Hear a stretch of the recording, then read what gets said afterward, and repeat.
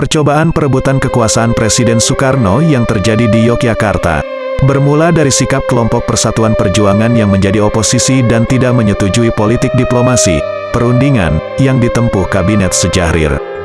Kelompok ini tidak puas terhadap nota jawaban Sejahrir kepada Belanda yang hanya menuntut pengakuan kedaulatan RI secara de facto atas Jawa dan Madura.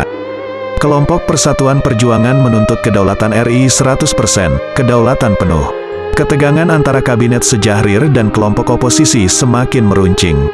Rencana kudeta dilancarkan kelompok Persatuan Perjuangan dengan cara menculik anggota-anggota Kabinet Sejahrir telah diketahui oleh pemerintah.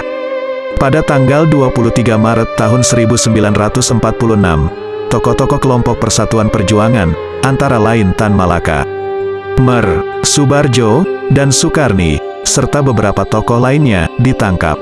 Tetapi usaha kudeta tetap saja berjalan.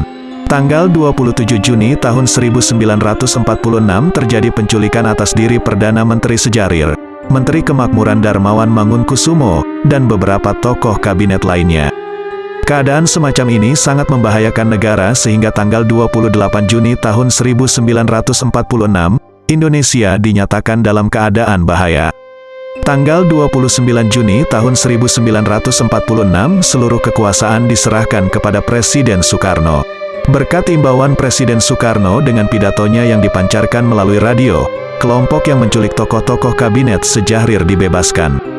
Meskipun demikian, usaha kudeta tetap saja terjadi. Tanggal 3 Juli tahun 1946, pelaku utama kudeta, Mayor Jenderal Sudarsono yang bersimpati terhadap perjuangan kelompok Persatuan Perjuangan datang menghadap Presiden Soekarno. Ia beserta rekan-rekannya menyodorkan 4 naskah berisi maklumat kepada Presiden untuk ditandatangani. Isinya menyebutkan agar 1.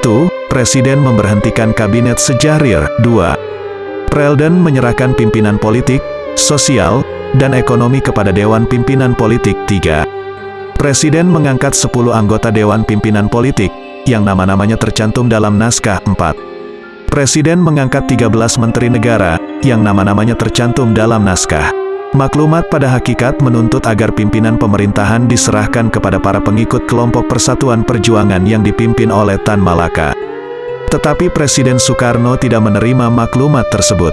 Pada saat itu juga Mayor Jenderal Sudarsono beserta rekannya ditangkap. 14 orang yang diduga terlibat dalam usaha kudeta diajukan ke depan Mahkamah Tentara Agung. 7 terdakwa dibebaskan dari tuntutan. Dalam persidangan pengadilan tersebut, selain Mayor Jenderal Sudarsono, Mer, Muhammad Yamin juga dipersalahkan memimpin percobaan kudeta. Mereka kemudian dijatuhi hukuman 4 tahun. 5 terdakwa lainnya dihukum 2-3 tahun. Tetapi mereka semuanya dibebaskan dengan gerasi Presiden Soekarno pada tanggal 17 Agustus tahun 1948, pada peringatan Hari Proklamasi yang ketiga.